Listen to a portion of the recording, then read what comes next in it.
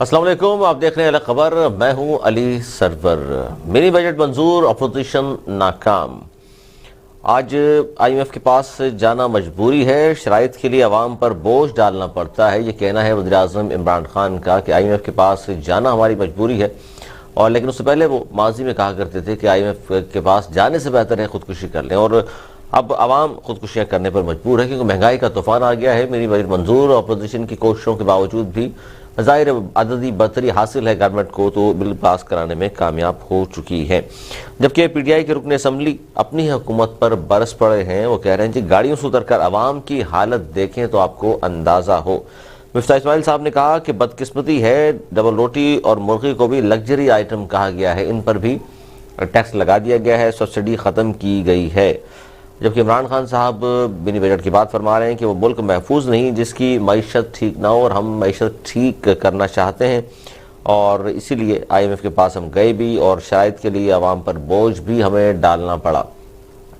آج وزیر داخلہ شیخ رشید کی بڑی اہم پریس کانفرنس تھی، انہوں نے کہا کہ میں تاریخی جملہ بولنا چاہتا ہوں، پاکستان کی سیاست سے چاروں شریف مائنس ہیں۔ جو ہاتھ عمران خان کے سر پر ہے وہ ہاتھ ان کی گردن پر تو آ سکتا ہے، ان کے سر پر نہیں آ سکتا۔ جو مسلسل باتیں ہو رہی تھی جس پہ کہا گیا تھا کم سے کم بحث کی جائے، بات کی جائے کہ ڈیل شاید کوئی ہو رہی ہے، اس حوالے سے آج یہ جملہ ان کا تاریخی ہے، بقول ان کے کہ میں آج تاریخی جملہ بولتا ہوں، چاروں شریف پاکستان کی سیاست سے مائنس ہیں۔ جو ہاتھ عمران خان کے سر پر ہے وہ ہاتھ ان کی گردن پر تو آ سکتا ہے، ان کے سر پر نہیں آ سکتا۔ اب اس پر ہم بات کریں گے کہ جناب آئی ایم ایف کے پاس جانا مجبوری ہی ہے، تو ملک دیوالیہ ہو جائے بے شک، اور آئی ایم ایف کی کڑی شرائط ہی کیوں نہ ہو، عوام پر بوجھ ہی کیوں نہ ڈالنا پڑے، اس پر ہم بات کریں۔ ہمارے ساتھ موجود ہیں سینئر رہنما جی ڈی ایس سردار عبدالرحیم صاحب موجود ہیں، بہت شکریہ سردار صاحب۔ اچھا سردار صاحب، کیا کہیں گے؟ منی بجٹ تو ظاہر ہے آپ اتحادی ہیں گورنمنٹ کے، اور منی بجٹ منظور کرا لیا گورنمنٹ نے، اور سر اتحادی ہوتے ہوئے آپ نہیں سمجھتے کہ اس منی بجٹ کی منظوری سے مزید مہنگائی میں اضافہ ہوگا، اور جو اشیاء خودنوش ہیں جن کے نام سامنے ہیں آپ کے بھی، اور مزید اضافہ ہوگا تو لوگ مزید پریشان نہ ہوں گے اس سے؟ جی، ہمارا خدشہ بھی یہی تھا، اور ہم نے اسمبلی میں جو ہمارے ایم این اے انہوں نے تقریر بھی یہی کی تھی، اور اس کی نشاندہی کی تھی کہ پہلے ہی لوگوں کی کمر ٹوٹ گئی ہے، مگر جو مزید مہنگائی ہوگی تو یہ قابل برداشت نہیں ہوگا۔ لیکن ہمیں یہ یقین دہانی کرائی ہے انہوں نے، گورنمنٹ نے، کہ ان اقدامات سے ہمارا کنٹرول ہوگا فائنینشیل اس پر، کیونکہ وہ یہ ہے کہ اکانومی کی حالت بہت بری تھی جب پی ٹی آئی نے حکومت سنبھالی، اور کیونکہ جو انٹرسٹ وغیرہ کی پیمنٹس ہیں وہ اتنی زیادہ تھی کہ جی ڈی پی کا ایک بڑا حصہ اس کی طرف جاتا تھا۔ پھر جو معاملات ہیں وہ سنبھل نہیں رہتے، ایکسپورٹس جو ہیں وہ کم ہو گئیں، پھر یہ پینڈیمک پھیل گیا کووڈ، اس کی وجہ سے جو نقصان ہوا ہے اس کی وجہ سے سب معیشت جو ہے وہ خراب ہوئی ہے۔ تو اس کو سنبھالنے کے لیے کچھ اقدامات کرنے ہیں جو کہ وہ یہ کہتے ہیں کہ منی بجٹ کے ذریعے سے کر رہے ہیں، اور بہتری آئے گی۔ اچھا، اس میں سردار صاحب مسئلہ یہ ہے کہ ابھی چند ماہ پہلے ہی بجٹ آیا تھا، اور بجٹ میں بہت ساری چیزیں مہنگی کی گئی تھیں، پھر دوبارہ ظاہر ہے یہ دوبارہ منی بجٹ آ رہا ہے۔ یہ ایسا نہیں ہے کہ پہلی بار آ رہا ہے منی بجٹ، پچھلی گورنمنٹ جتنی بھی آئی ہیں سب منی بجٹ لے کر کے آتی رہی ہیں، لیکن آپ جو کہہ رہے ہیں کہ جی ہم نے بھی کہا تھا، لیکن اس کے باوجود بھی ظاہر ہے گورنمنٹ نے ان تمام باتوں کو نظر انداز کیا، اتحادیوں کی بھی، لیکن اتحادی مجبور کیوں ہوئے سر ووٹ ڈالنے پہ؟ کیونکہ 343 ارب روپے انہوں نے وصول کرنے عوام سے، وزیر خزانہ تو یہ کہہ رہے ہیں صرف 2 ارب کا بوجھ پڑے گا عوام پر، تو سر پھر یہ 341 ارب روپے کہاں سے آئیں گے؟ یہ کون فرشتہ تو لا کے نہیں دے گا؟ بات یہ ہے نا کہ جب آپ کی عمارت اتنی مخدوش ہو جائے اور اتنی کمزور ہو جائے، اس کی بنیادیں ہلی ہوئی ہوں، تو ظاہر ہے کہ مطلب اگر آپ اس کو دھکا دے دیں تو پھر اس کے بعد کیا ہوگا؟ انسٹیبلٹی حکومت کی اگر ہے تو وہ تو ملک کو آپ کو دیوالیہ کر دے گا، آپ کے ملک کو جو ہے وہ کسی مطلب مضبوطی نہیں آ سکتی۔ تو چوائس ہماری بڑی کم ہے، کیونکہ اگر دوسری طرف دیکھیں وہی حکومتیں ہیں، وہی لوگ ہیں اپوزیشن میں، جو کہ پہلے حکومتیں کر چکے ہیں اور معیشت کا جو ہے وہ بگاڑ ہونی کے اچھا سردار صاحب یہ بات ٹھیک ہے آپ کی، ظاہر ہے ان دونوں حکومتوں کے پاس بارہا آزمایا جا چکا، وہ نمبر آف گیم ہوا کرتا تھا کہ نون لیگ کی حکومت بھی نون لیگ کی حکومت، لیکن جی ڈی اے کے پلیٹ فارم سے آپ کیا کہیں گے کہ ایک طرف تو آپ حکومت کے اتحادی ہیں، دوسری طرف جی ڈی اے پر ہی میرا خیال ہے کام ہو رہا ہے پی ٹی آئی کا، کیونکہ آپ کے لوگ چھوڑ کر جا رہے ہیں اور پی ٹی آئی میں شامل ہو رہے ہیں؟ نہیں جی ڈی اے کے ہمارے لوگ نہیں، ایک ارباب غلام رحیم صاحب گئے اور آج ان کی جو پوزیشن ہے آپ کے سامنے، ہمارا کوئی نہیں جا رہا۔ دیکھیں جی ڈی اے کی بہت ہی محدود ایک ریپرزنٹیشن ہے نیشنل اسمبلی میں اور سینٹ میں، یہ سینیٹر ایک ہے ہمارا اور نیشنل اسمبلی میں 3 ممبر ہیں۔ اب ہماری جو ذمہ داری ہے وہ اسی پرسنٹیج کے حساب سے آپ لیں نا، جو ہم کر سکتے ہیں، جتنا ہم شور مچا سکتے ہیں وہ ہم مچاتے ہیں، سر بالکل، لیکن سر اچھے کام میں بات کر سکتے ہیں وہ کرتے ہیں۔ سردار صاحب مسئلہ یہ ہے کہ اگر ٹھیک ہے آپ کے 3 ممبرز ہیں، لیکن اگر عوام کے خلاف یا عوام کی امنگوں کے خلاف کوئی کام ہو رہا ہے اس میں کم از کم حصہ تو نہیں بننا چاہیے۔ آپ خود کہہ رہے ہیں کہ مہنگائی میں اضافہ ہوگا منی بجٹ سے، ظاہر ہے۔ دیکھیں نا، اگر آپ کو کسی بگاڑ ہے، آپ کی گاڑی خراب ہے، ٹھیک ہے، اب اس میں اگر آپ کے ٹائر برسٹ ہو گئے ہیں تو کیا کیا جا سکتا ہے؟ اب گاڑی تو چھوڑ کے نہیں جا سکتے نا آپ، ٹھیک ہے ٹائر آگے نئے خرید لیں گے، حالات کچھ بہتر ہوں، آگے تو بڑھے نا۔ تو اسی حوالے سے ہم کوشش کر رہے ہیں کہ پاکستان کی جو بنیادی معیشت کی ضروریات ہیں وہ کسی طریقے سے پورے ہو سکیں۔ بڑے مشکل حالات ہیں، آپ کو پتہ نہیں ہے، ملک جو ہے بالکل دیوالیے پن پہ کھڑا ہے، تو اس میں غیر ذمہ دارانہ کوئی فیصلہ اور جذباتی فیصلہ کریں گے تو پھر اس سے بگاڑ زیادہ ہوگا، بہتری نہیں آئے گی۔ اچھا، اس پر سردار صاحب 3.5 سال اس گورنمنٹ کو تقریباً ہو گئے ہیں، آپ سمجھتے ہیں کہ جی ٹھیک ہے نون لیگ کا جو دور تھا اس میں حالانکہ وہ جب گئے تو 5.7 5.8 جی ڈی پی تھا، اور اب دیکھ لیجئے کہاں پہنچ چکا ہے، اور 3.5 سال بعد بھی یہ گورنمنٹ یہ کہے کہ جی ہمیں مزید وقت دیا جائے، ابھی تو ہم کام کر رہے ہیں۔ نہیں، 5.8 5.7 جو ہے یہ ساری بلف ہے، یہ سارے جو فرض فگرز ہوتے ہیں، اور اسحاق ڈار صاحب اس کے ماہر ہیں۔ یہ اگر 5.8 5.7 ہوتا تو پھر یہاں کی جو ہے حالات بہت بہتر ہوتے، مطلب جو ملک 4 سے اوپر جی ڈی پی کا اگر ہوتا ہے گروتھ ریٹ، اس سے ملک جو ہے وہ ترقی کرتا ہے، نظر آتا ہے ترقی کرتا ہے، اور ماضی میں ایسا نہیں ہوا۔ بالکل سردار صاحب توقف کیجیے گا، نون لیگ کے سینئر رہنما ہیں آصف باجوہ صاحب ہمارے ساتھ موجود ہیں۔ باجوہ صاحب، اب سردار رحیم صاحب جی ڈی اے سے وہ یہ کہہ رہے ہیں کہ جی ظاہر ہے ملک کو آگے لے کر جانا ہے، اور آگے لے کر جانا ہے تو اس لیے ہم نے ووٹ بھی دیا ہے اسمبلی میں، اور آپ لوگ کے جو جی ڈی پی کے دعوے تھے جی 5.78 پر چھوڑ کر گئے نواز شریف، بلف سے سارے وہ ظاہر ہے جھوٹ بولا گیا تھا، اور جس طرح بار بار کہا جا رہا ہے جی ڈار صاحب نے تو معیشت کا بیڑا غرق کر دیا تھا۔ جی باجوہ صاحب۔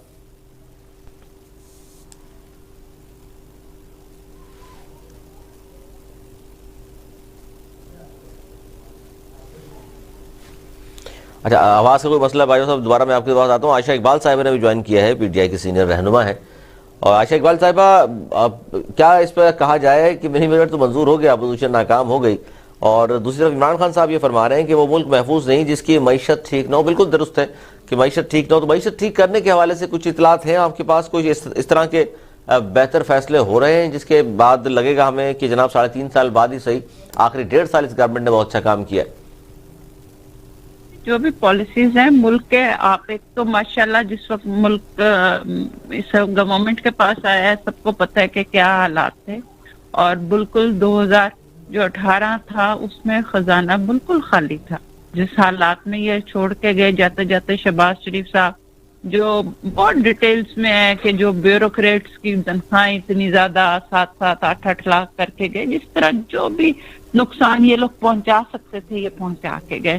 اس کے بعد بدقسمتی ساری دنیا میں کرونا کی وجہ سے معیشت کا برا حال ہوا، تو گورنمنٹ کی جو پالیسی دیکھیں، گورنمنٹ کی پالیسیز جو ہیں، کہیں بھی آپ کوئی بھی سیمینار اٹینڈ کریں، یہ کبھی بھی 1 سال 2 سال میں یہ چیزیں نہیں نظر آتی، گرافس جب بنتے ہیں it takes at least decade. آپ ہمارا جو گراف جو ہم دیکھتے ہیں مختلف جگہوں پہ کہ یہ 30 سال سے یہ نیچے ہی نیچے آ رہا تھا، اب جا کے یہ پیرالل ہوا ہے. یہ ایک دم یہ جو گراف ہوتا ہے نا یوں کوئی زگزیگ نہیں ہوتی یا کوئی زہر کی گولی نہیں ملک کو دی جاتی یا پستول کی گولی کے ایک دم جی ختم اور ایک دم جو ہے اس میں جان درست ہے آپ کی بات. دیکھیں آپ جب آئے تو ظاہر ہے ہوم ورک تھا نا, بار بار عمران خان صاحب فرماتے رہے دھرنے میں بھی ہمارا ہوم ورک ہے, میرے پاس تو 200 لوگوں کی ٹیم موجود ہے, اور 3.5 سال بعد بھی اگر آپ یہ کہیں گے جی مزید ٹائم دیجئے. دیکھیں آپ آئے اس وقت کوئی پالیسی اگر آپ نے شروع کی ہوتی تو 3.5 سال بعد میچور ہو چکی ہوتی. آپ کو صرف ایک ڈپارٹمنٹ کی ایگزامپل دیتی ہوں, رائٹ, کہ ہم اگر میں ایک ڈپارٹمنٹ کے آپ کو کسی بھی یعنی سے میں 2 ڈپارٹمنٹس میں کام کر رہے ہیں, اگر ہم اب جیسا ان کا ایک ایجوکیشن کا ڈپارٹمنٹ ہے پیما, اس میں انہوں نے سرکاری اسکول این جی اوز کو دے دیے. بھئی این جی اوز کو اسکول آپ نے دے دیے, 700-750 روپے بھی دے رہے ہیں این جی اوز, دنیا سے بھی فنڈ لے رہی ہے اپنے. وہ سارے وہ لوگ ہیں جنہوں کے ٹیکس کے پیسے ان کے پاس وہ بھی ٹیکس میں بھی چھوٹ مل جاتی ہے. رہی سے سر یہ اب ہم نے منصوبہ نہیں بنایا, لیکن ہم ایک دم اگر اسے ختم کرتے ہیں تو 5000 فیملیز وہ جو سکول دیے ہوئے انہوں نے وہ لوگ سڑکوں پہ آ جاتے ہیں, رائٹ. تو ایک دم جو ہوتا ہے ایک دم اسٹرکچرز کو نہیں ٹھیک کیا جا سکتا. 5 سال میں آپ یعنی ابھی بھی الحمدللہ ہم لوگ جو بھی ڈپارٹمنٹ میں ریفارمز لا رہے ہیں. ہم پنجاب اسمبلی میں ہم نے تقریباً ابو 100 بلز پاس کیے, قانون سازی کی ہے. یعنی اگر آپ مجھے پروگرام میں فل ٹائم دیں تو میں آپ کو بالکل ریٹن بتاؤں کہ ہر چیز کا پہ حکومت کی کوشش ہے کہ بہتر آنے والا وقت ہے. ایک طریقہ ہے کہ ہاں جی سڑک بنا دو, راتوں رات سڑکیں بنا دو, لوگوں کو ووٹ دے دو. آپ دیکھیں اس وقت یعنی 50,000 احساس منسٹری کتنا اچھا کام کر رہی ہے, سائبر کرائم ادارہ کتنا اچھا کام کر رہے ہیں, لاٹ آف ڈپارٹمنٹ. ٹھیک ہے, اس کا مطلب یہ ہے کہ عائشہ صاحب جو آپ بیان کر رہی ہیں گورنمنٹ نے جو اچھے کام کیے ہیں تو ظاہر اس کا رزلٹ بھی اب آپ جس طرح آپ کہہ رہی ہیں جی صحت کارڈ ہے, احساس پروگرام ہے, اس طرح کے کچھ کام کیے ہیں. لیکن یہ جو منی بجٹ منظور ہوا ہے اس پہ میں رائے لے لوں. آصف باجوہ صاحب بھی موجود ہیں, پہلے آواز کا کچھ مسئلہ تھا. آصف باجوہ صاحب آواز اگر آ رہی ہے تو پلیز بتائیے گا کہ آپ کے دور میں سردار رحیم صاحب بھی یہی کہہ رہے ہیں اور عائشہ اقبال صاحبہ بھی کہ ڈار صاحب معیشت کا بڑا غرق کر کے گئے تھے, اور جو آپ جی ڈی پی کی بار بار بات کرتے ہیں کہ جی 5.7 یا 6 تھی تو وہ بھی صرف آپ جھوٹ ہے, فیک ہے, ایسی بات نہیں ہے. 4% بھی ہوتی تو ملک ترقی کرتا نظر آتا. بسم اللہ الرحمن الرحیم. آپ کا بہت شکریہ علی سرور صاحب, آپ نے مجھے انوائٹ کیا اور مجھے وقت دیا. گزارش یہ ہے کہ چونکہ یہ صرف ڈیفینڈ کر رہے ہیں, یہ حقائق پہ بات نہیں کر رہے, یہ صرف عمران خان کی بات کرتے ہیں اور اس کی تعریف و تصحیح کرتے ہیں, کیونکہ عمران خان صاحب کہتے ہیں کہ میں آپ کے پاس ایک برانڈ ہوں, صرف میرا نام لو, مجھے چلایا جائے, میڈیا پہ میرا ہی نام آنا چاہیے. بات یہ ہے یا تو عمران خان ہو کہ یہ معین قریشی بن کے آئے ہیں, یا ان کو کسی دیگر ملک سر معین قریشی کو تو لے کر آئے تھے, یہ تو ووٹوں سے آئے. نہیں, وہ باہر سے آئے تھے نا.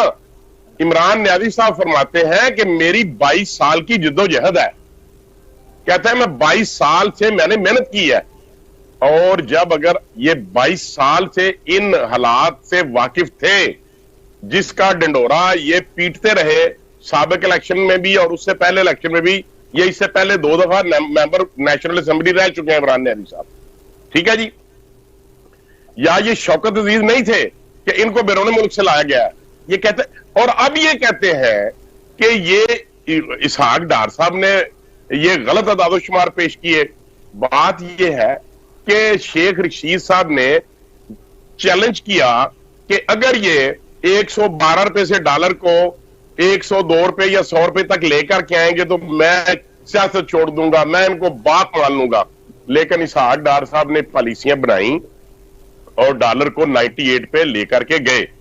یہ جو بات کہتے ہیں یہ آپ نیٹ پہ سارا کچھ موجود ہے, جس میں جب میاں نواز شریف صاحب کی حکومت تھی اس وقت, یا جب خشاد خاقان عباسی صاحب گئے اپنا ٹینور پورا کر گئے تو 5.8 پہ تھا جی ڈی پی ریٹ. یہ بالکل ان کو ماننا چاہیے. اور پاکستان کی تاریخ میں 5.8 سے گروتھ ریٹ کبھی بڑھا نہیں.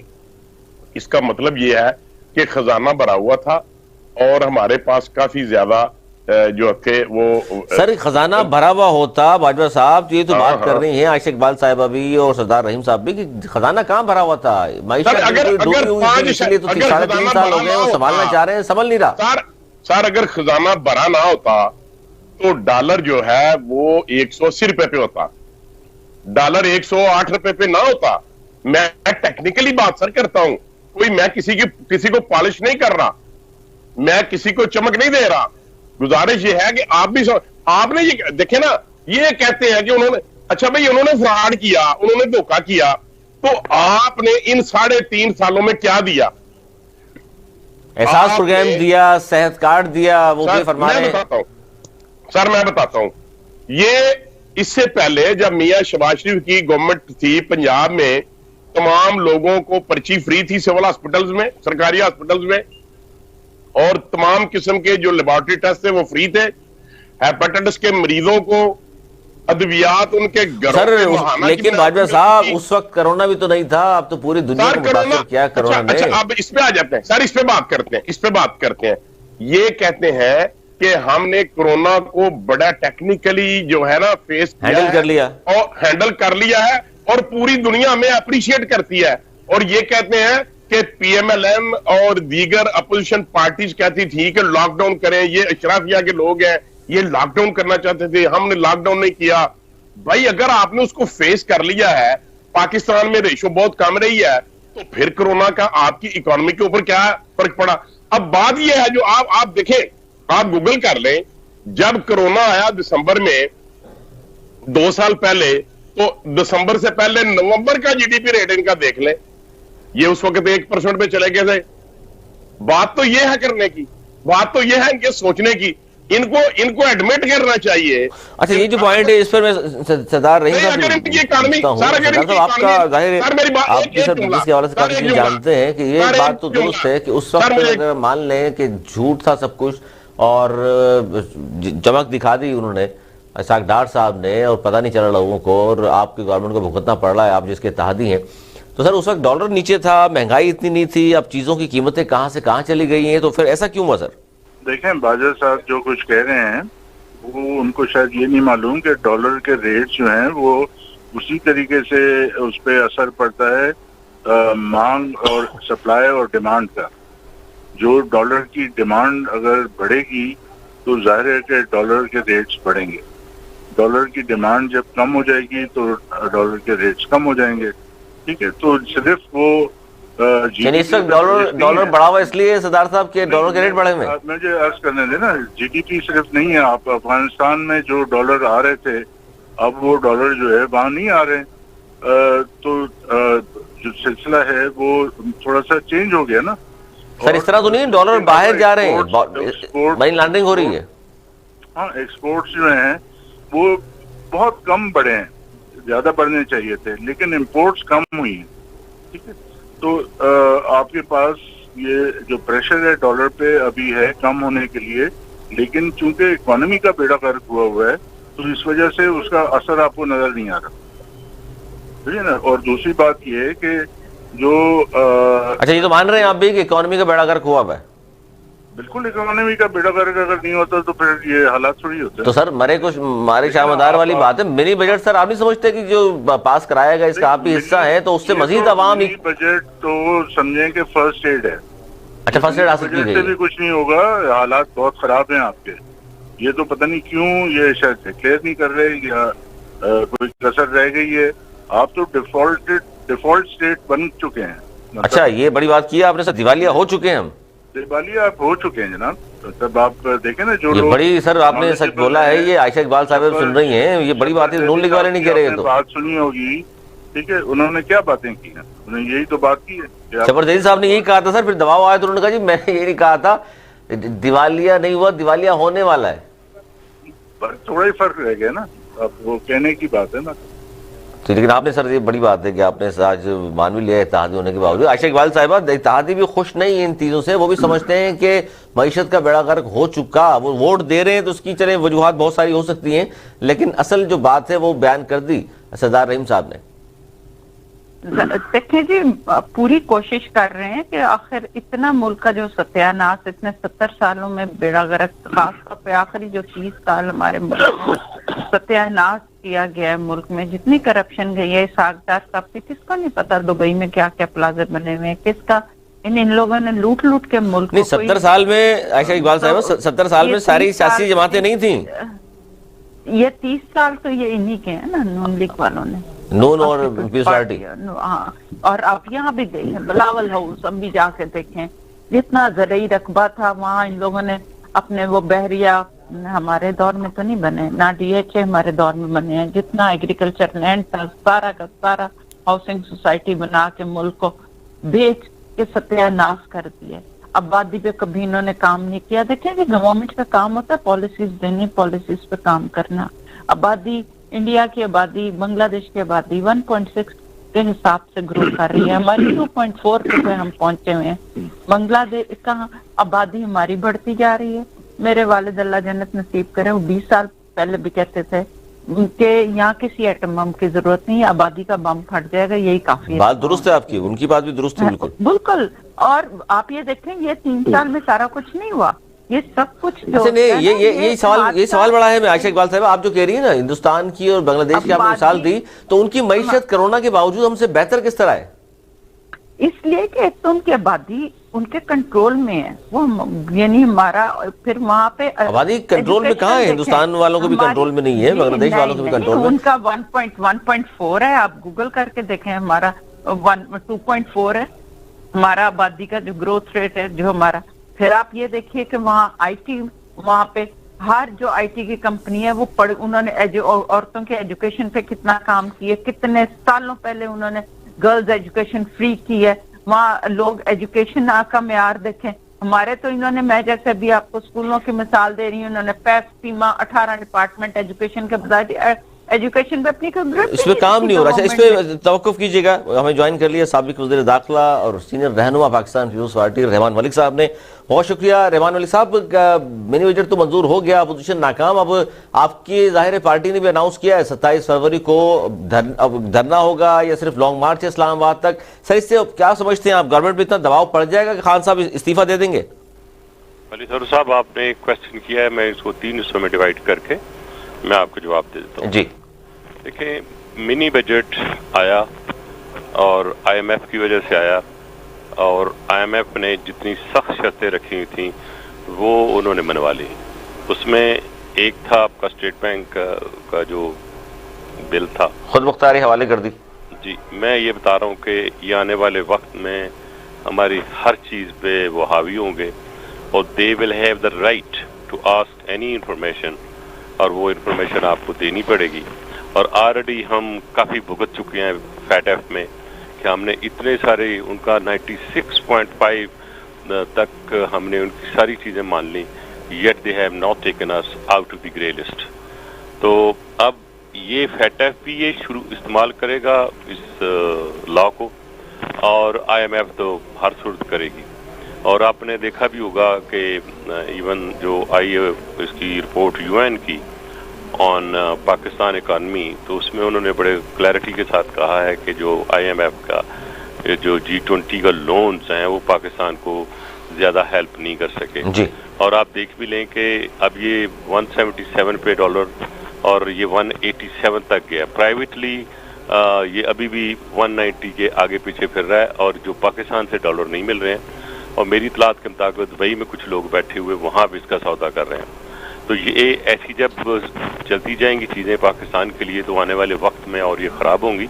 इसलिए कि जो क्लेम गवर्नमेंट के आ रहे हैं या उनके जो भी पॉलिसी मेकर्स हैं वो कि जी वो डॉलर नीचे आ जाएगा, नो, आपके सारे इंडिकेटर इस वक्त जो ऐसे हैं, जो इकोनॉमिक इंडिकेटर जिसे कहते हैं, जो डॉलर को मज़ीद आगे लेके जाएंगे। और मैं ही समझता हूँ कि ये 200 पे जाएगा $1 जो 200 हमारी economy, I am sorry to से, इसलिए कि जो हमने स्टेप लेने चाहिए। अच्छा चलो, आपने मिनी बजट पास कर लिया। आई demand from the government, number 1, कि ये बताएं कि आपने अभी IMF को लोन को रिटायर करने के लिए और दूसरे जो डोनर्स थे जिन्होंने दिए थे लोन्स, क्या रिटायर करने के लिए आपका कोई प्लान है?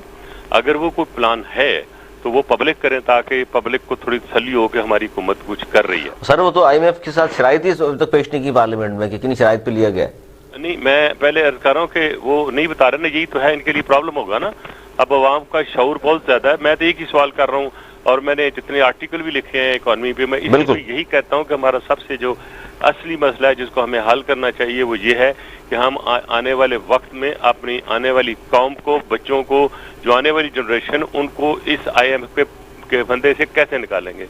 یہ ایسی لعنت آ گئی ہے پاکستان میں کہ یہ آپ جتنا کام کرتے جائیں گے. دیکھیں قرضے کے متعلق آپ نے ایک چھوٹی سی جو عام بات ہے, ہمارے بزرگ بھی کہتے ہیں کہ قرضے سے نہ گھر چلتے ہیں, اور قرضہ جو ہوتا ہے وہ بندے کو تباہ کر دیتا ہے. اور پاکستان کی تباہی آلریڈی اکنامک تباہی تو بہت زیادہ آئی ہے, لیکن میرا ڈر یہ ہے کہ یہ جو ہم نے بل پاس کیا ہے, اور خاص طور پہ اس کا اسٹیٹ بینک کا, اس میں اگر آپ غور سے پڑھیں تو کسی بھی انسٹیٹیوشن کا ریکارڈ لے سکتے ہیں. صحیح, تو ملک کی سلامتی خطرے میں پڑ جائے گی, اس کا مطلب یہ ہوگا. میں عرض کر رہا ہوں کہ میں ایز انٹیریئر منسٹر جو میں نے ایکسپیرینس کیا کہ دنیا جو ہے وہ بہت کچھ ہمارے متعلق جاننا چاہتی ہے, ان کو مس کمیونیکیشنز بھی ہیں, مس انڈرسٹینڈنگز بھی ہیں.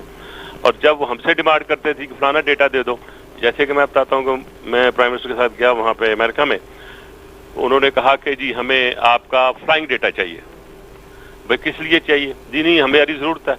میرے پاس امبیسڈر جو اس وقت کے تھے جنرل صاحب, وہ آگے میرے پاس کہنے لگے کہ مالک صاحب صبح بریک فاسٹ پہ کہ یہ سائن کر دیں, یہ ہمارے لیے بہت فائدہ مند ہوگا.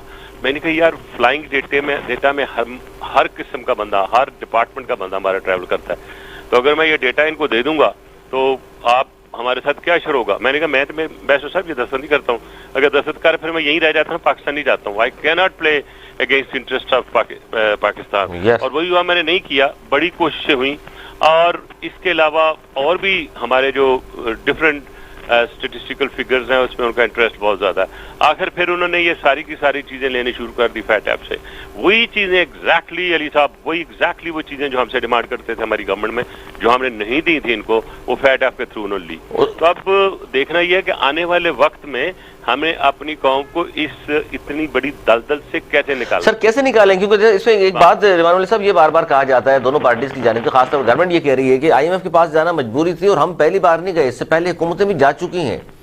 دیکھیں 1951 میں ہم نے پہلا لون لیا تھا, تو اس کے بعد سے ہمیں ایسا چسکا لگ گیا کہ ہمارے جتنے فائنانس منسٹر ہوئے ہیں respect of any government including ours no whatever, وہ ہمیشہ اس چیز پہ فخر کر کے امریکہ سے یا IMF کے ہیڈ کوارٹر سے آتے ہیں کہ اس دفعہ میں نے لون لے لیا. یعنی یہ نہیں کہتے کہ لون اتارنے کے لیے میں نے کام کیا ہے. ہمارا جو ان کا فخر ہوتا ہے جسے وہ اپنی اچیومنٹ سمجھتے ہیں کہ ہم نے اتنا لون لے لیا, اتارنے کے لیے کوئی پلاننگ نہیں ہے. ہاں, یہ مینٹیلٹی نکلنی چاہیے. اور ایک اور لانگ ٹرم پلاننگ کریں. ارجنٹینا کی حالات ہمارے سے زیادہ خراب ہو گئے تھے, اور جو دنیا کے بہت سے ملکوں نے IMF کو بین کر دیا, نکال دیا, اور ملک سے نکال دیا. اچھا, میں نے نہیں کہا حکومت والوں کو, جب میں چیئرمین تھا اسٹینڈنگ کمیٹی انٹیریئر کا, اور اس کے بعد میں نے میری کنسسٹنٹ جو رائٹ صاحب دیکھے اس میں نے یہ کہا تھا کہ دیکھو the coming time is serious which is coming up. ہمیں یہ سوچنا چاہیے کہ اس کا ہم ریٹائرمنٹ آف ڈیٹس کیسے کریں. تو دو سجیشن میں نے دی تھی ان کو. ایک تو یہ ہے کہ آپ اپنا ایگریکلچر کا جو بجٹ ہے, جو گرانٹ ہے یا ایلوکیشن ہے, وہ اس سے جو اس وقت ہے 4 ٹائم کر دیں. اگر آپ اپنے کسان کو اسٹرینتھن کریں گے اور جتنی آپ کی پروسیڈ بڑھے گی, آپ ایکسپورٹ کرو گے, آپ کا جو آئے گا زر مبادلہ وہ آپ کا ہیلپ کرے گا آپ کے گروتھ ریٹ بڑھنے میں. نہیں کیا, آج گروتھ ریٹ بالکل نیچے ہے. انفلیشن یہ کہتے ہیں 9.5-10%, but according to the given calculation وہ 18% تک پہنچی ہوئی ہے. جس ملک کی یہ حالات ہو اس میں کیسے سر اب ہوگا کیا؟ رحمان علی صاحب آپ کا تجزیہ کیا کہتا ہے؟ آپ تمام چیزوں کو سر بڑا قریب سے دیکھ رہے ہیں. 27 کو جو سر آپ کی پارٹی نے اناؤنس کیا ہے لانگ مارچ کا, سر اس سے ہوگا کیا؟ دیکھیں ابھی اس وقت جو حالات جا رہے ہیں اس میں کسی کو کرٹیسائز نہیں میں کر رہا ہوں, میں صرف یہ کہوں گا ہم سب ڈوب رہے ہیں. تو جب سب ڈوب رہے ہیں تو مل کر اسٹریٹجی بناتے ہیں. تو میری ایک خواہش ہوگی ان بائی پرسنل کیپیسٹی کہ حکومت اور اپوزیشن اور آل اسٹیک ہولڈر اکٹھے بیٹھیں. اب سب سے بڑا ہمارا مسئلہ IMF ہے اور باہر کے لونز ہیں اور پاکستان کی اکانومی ہے, وہ اکٹھے مل کر بیٹھ کے اس کا سلوشن نکالیں کہ آنے والے وقت میں نہ ہمارے ساتھ تو سر کیا اپوزیشن ساتھ بیٹھنے کو تیار ہوگی سر؟ آپ کی ڈیسیژن تو زبردست ہے، میری سجیشن سنتے ہیں آپ شور کہ کبھی اکانومی کے اوپر انہوں نے صحیح بحث کی ہے؟ اب جو بجٹ بھی پاس ہوا ہے اس نے کسی ہر شک پہ بات کی ہے؟ یہ تو سر بحث کرائی نہیں گئی سر، بحث تو ہوئی نہیں سر. میں عرض کر رہا ہوں کہ ایک طرف ہم ڈیموکریسی کی بات کرتے ہیں، لیکن جب میں خود بھی بیٹھا ہوں پارلیمنٹ میں ایسا لگتا ہے ڈکٹیٹرشپ چلی ہوئی ہے وہاں پہ لگی ہوئی ہے، کیونکہ وہاں پہ گنے تنے لوگ ہوتے ہیں کہ 7 یا 8 بندوں نے بولنا ہے جی، باقی پچھلی جا کے کسی کمرے میں بیٹھ کے ایک بناتے ہیں ریزولوشن تو آ کے کہتے ہیں یہ پاس کرو. تو بیسیکلی تو ہم تو ربڑ اسٹیمپ ہیں، ابھی بھی جو پارلیمنٹ ہماری ربڑ اسٹیمپ بن چکی ہے. تو اگر اسی طرح بل پاس ہوتے رہے اسی طرح سر، یہ ربڑ اسٹیمپ ہے تو رحمان ملک صاحب آپ نے سمجھتے ہیں آپ کی پارٹی کے لوگوں کو اور نون لیگ کو باہر آ جانا چاہیے استعفے دے کر گورنمنٹ کو گھر بھیجنے کے لیے؟ آپ بالکل کیا کھلا میدان چھوڑ دیں گے اگر آپ والی بات لی جائے؟ تو میں یہی تو جو حکومت کی سر میدان نہیں بھی چھوڑ رہے، وہ ساری چیزیں پاس کراتے ہیں، وہ تو عددی برتری حاصل ہے ان کو. نہیں سر، نہیں، اگر آپ اندر سے جا کے دیکھیں بہتر یہ ہوتا ہے کہ ایسی چیزوں میں نیچرل کنسنسس آنی چاہیے، اور کنسنسس جو ہوتی ہے وہ گورنمنٹ کا جو چیف ایگزیکٹو جو کرتا ہے ہر ملک میں. تو اگر اپنے عمران خان صاحب ساری اپوزیشن صرف ون ایجنڈا بلائیں گے، I need your help, I need your support, بیٹھے میرے ساتھ مجھے سجیسٹ کریں، ایک پروگرام بناتے ہیں، ایک پلاننگ کرتے ہیں، ایک اسٹریٹجی بناتے ہیں، اور اسٹریٹجی میں صرف ایک ایجنڈا ہو کہ ہم نے اپنی اکانومی کو بہتر کیسے کرنا ہے. کوئی انکار نہیں کرے گا.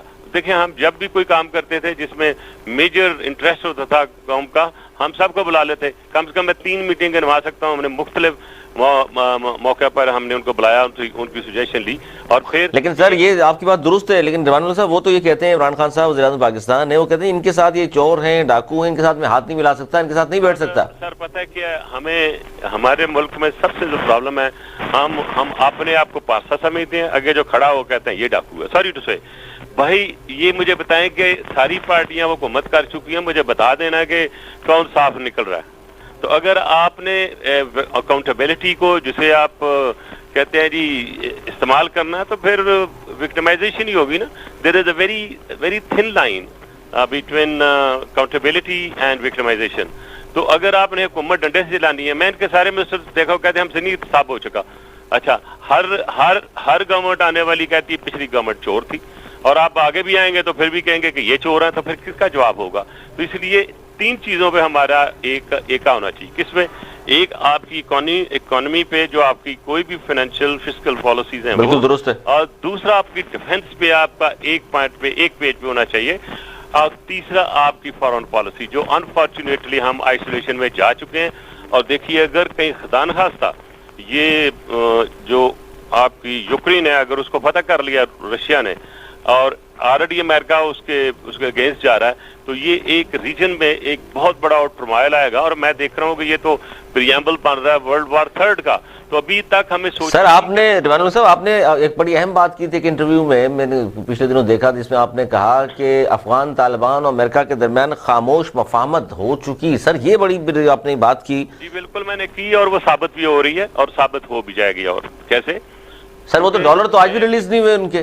نہیں سر نہیں، دیکھیں میں اس پہ بڑی گہری نظر رکھے ہوئے تھا، اور جب ابھی سب کہہ رہے تھے کہ طالبان داخل نہیں ہوں گے تو میں نے کہا اینڈ آف اگست میں طالبان کابل پہ قبضہ کر لیں گے اور ایک وار لائک سچویشن بالکل کہا تھا سر آپ نے، خراب ہوں گے. یاد ہے لوگوں نے وہ نہیں مانا، وہ ہوا ہوتے ہوئے دیکھا.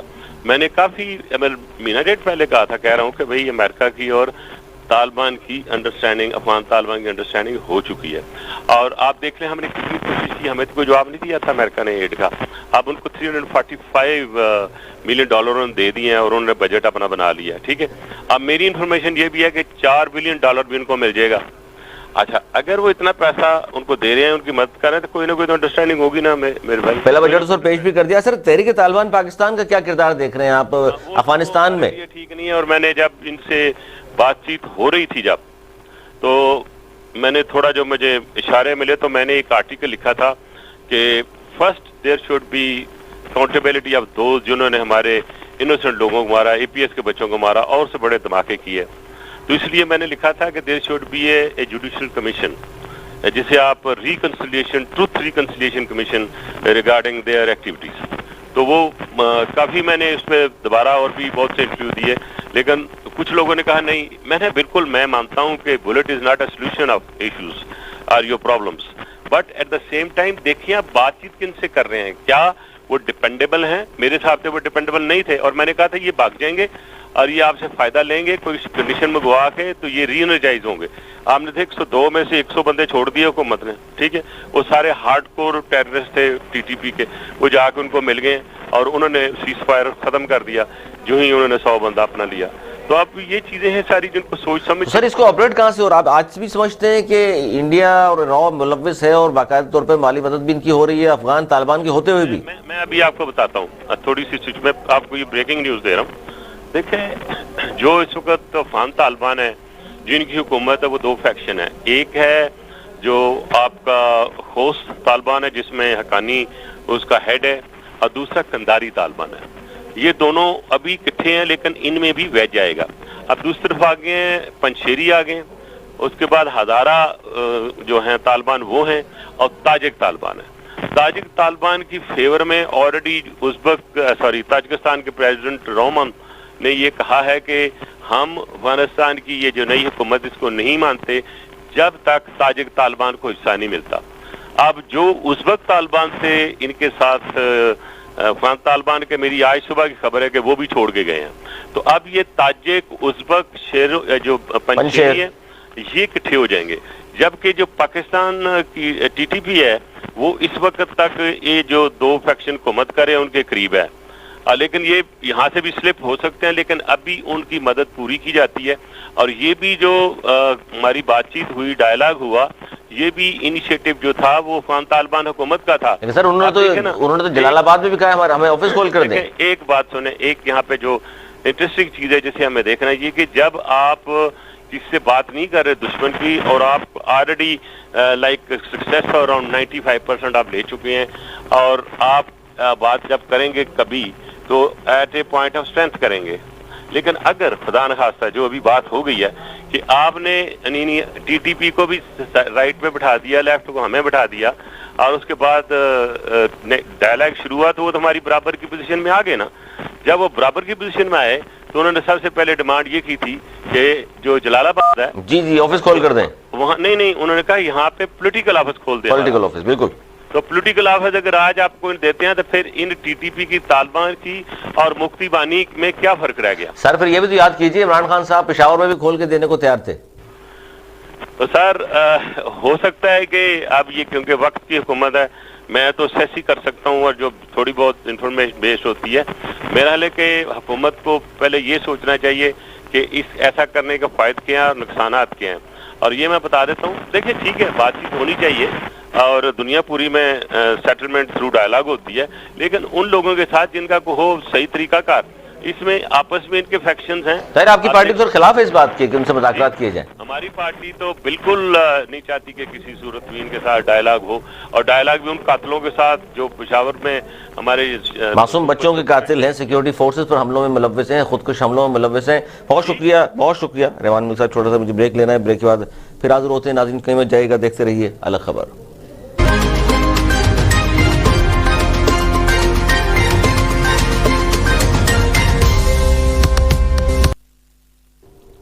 پروگرام ایک بار پھر خوش آمدید. آصف باجوہ صاحب اور فاروق ڈاڑی صاحب سینئر تجزیہ بھی ہمارے ساتھ موجود ہیں. باجوہ صاحب گفتگو آپ نے سن لی, ڈاڑی صاحب آپ نے بھی. پہلے میں چاہوں گا باجوہ صاحب آپ اس پہ رسپونڈ کیجئے کہ وہ جو بات کی ریحان ملک صاحب نے کہ جس ساتھ اس وقت بھی بیٹھ جائے گورنمنٹ تو ملک کے مفاد میں بہتر ہے اور بہتر فیصلے ہو سکتے ہیں. بالکل میں آپ سے عرض کرنا یہ چاہتا ہوں کہ جب اس نیشنل اسمبلی کا اگست میں پہلا اجلاس ہوا, اس میں جب میاں شہباز شریف صاحب leader of the opposition elect ہوئے تو انہوں نے اپنی جو پہلی سپیچ دی پارلیمان میں, آپ کو یاد ہوگا, تو انہوں نے کہا تھا کہ آئیں ہم سب مل کر آپ کے ساتھ اکانومی پہ بیٹھ کے ریکنسیلیشن کرنے کو تیار ہیں. بالکل سب سے پہلی سپیچ میں انہوں نے یہ کہا تھا. لیکن عمران نیازی صاحب نے جو تکبر غرور سے بھرے ہوئے ہیں, جو کسی کی بات سننا, کسی کو دیکھنا, کسی سے ہاتھ ملانا, جو کہ سیاسی اور جمہوری روایات کے خلاف ہے. سر وہ اس لیے خلاف ہے باجوہ صاحب, وہ کہتے ہیں یہ سارے چور کیپٹن کے ساتھ میں ہاتھ نہیں ملا سکتا, ان کے ساتھ ہاتھ ملاؤں گا تو پھر میں بھی انہی کے درمیان سمجھے جاؤں گا. اس کا جواب دیتا ہوں. سر دیکھیں, میاں شہباز شریف صاحب, میاں نواز شریف صاحب, حمزہ شہباز صاحب, مریم بی بی, حسن اقبال صاحب, خواجہ آصف صاحب, سعد رفیق صاحب, سلمان رفیق صاحب, عباسی صاحب, ہماری ساری لیڈرشپ جو ہے نا وہ ساری گرفتار ہوئی اور سب کے اوپر کرپشن کے الزام تھے.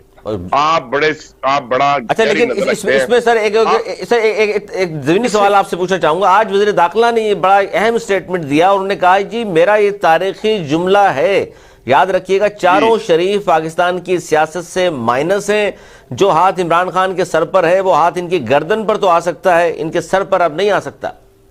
ہاں میں عرض کرتا ہوں, آپ سر اگر کہیں دیکھ رہے ہیں سر تو سوچ رہے ہیں تو دیکھ لیں, شیخ رشید صاحب نے کہا کہ وہ ہاتھ عمران کے سر پر رہے گا, آپ لوگوں کی گردن پہ آ سکتا ہے. یہ بہت مفاد پرست آدمی ہے. اس کا جو ریکارڈ ہے, جو ٹریک ریکارڈ ہے, وہ آپ دیکھ لیں کہ کون سی گورنمنٹ رہی ہے جس میں یہ نہیں رہا. تمام جو طالع آزما تھے, جو ملٹری ڈکٹیٹر تھے, ان کے ساتھ بھی یہ رہا, میاں صاحب کے ساتھ بھی یہ رہا, اور عمران نیازی صاحب کے ساتھ بھی رہا, کاف لیگ کے ساتھ بھی رہا. اور آپ ان کی ویڈیو نکال کے دیکھ لیں کہ وہ میاں صاحب کے متعلق کیا کہتا تھا, اور آپ کے ٹی وی چینلز پہ, نیشنل لیول کے چینلز پہ بیٹھ کے عمران نیازی صاحب کو یہ کیا کہتا تھا اور عمران نیازی صاحب اس کو کیا کہتے تھے. یہ اتنا بزدل آدمی ہے, یہ اتنا بزدل اور جھوٹا شخص ہے کہ یہ کسی شخص کو فیس نہیں کر سکتا. یہ کسی ٹاک شو میں کسی دوسرے کے سامنے نہیں بیٹھا آج تک. یہ جب آتا ہے اکیلا آتا ہے تاکہ سامنے اس کو کوئی جواب دینے والا نہ ہو. یہ بزدل انسان ہے, اور یہ سب سٹینڈرڈ آدمی ہے, یہ لو سٹینڈرڈ آدمی ہے, اخلاقیات کے قریب نہیں یہ گزرا. اچھا, اس کا مطلب ہے کہ باتوں میں کوئی صداقت نہیں. فاروق ڈاڈی صاحب آپ کو بھی شامل کروں گا. یہ 100% جھوٹا آدمی ہے, اس کی باتوں کی کوئی اہمیت نہیں. اچھا سر, یہ معیشت پہ فاروق ڈاڈی صاحب بڑا ایکسپیرینس ہے ان کو. فاروق ڈاڈی صاحب اس وقت منی بجٹ پاس کرا لیا, آئی ایم ایف کے پاس جانا مجبوری تھی, شرائط کے لیے عوام پر بوجھ ڈالنا پڑتا ہے. عمران خان صاحب یہ فرما رہے ہیں, جبکہ جتنی بھی اپوزیشن جماعتیں ہیں وہ کہہ رہی تھی یہ مزید مہنگائی میں اضافہ ہو جائے گا, اور اس سے تو مزید مہنگائی بڑھے گی, لوگوں کا جینا مزید مشکل ہو جائے گا. دیکھیں, منی بجٹ جو ہے یہ ہر حکومت میں آیا ہے, اور نواز شریف اور زرداری کی 3 مرتبہ ان لوگوں نے, یہ لوگ آئی ایم ایف کے پاس بھی گئے اور منی بجٹ یہاں آئے. سر شرائط اتنی کڑی تھی جتنی آپ اس وقت تھے. دیکھیں میں آپ کو اب آپ ذرا سا مجھے وقت دیں اور آپ سنیں. یہ باجوہ صاحب جو کہہ رہے ہیں کہ نواز شریف کے دور کے اندر دودھ کی اور شہد کی نہریں بہ رہی تھی اکانومی وائز, ٹھیک ہے, تو مجھے یہ بتا دیں کہ نواز شریف خزانے میں کتنے پیسے چھوڑ کے گئے تھے. ٹھیک ہے نا جی, باجوہ صاحب بتا دیں, ساتھ ساتھ میں چاہتا ہوں ساتھ سے بتاتے رہے. ایک سیکنڈ آگے بتا سر سن لینا, وہ بتا رہے ہیں.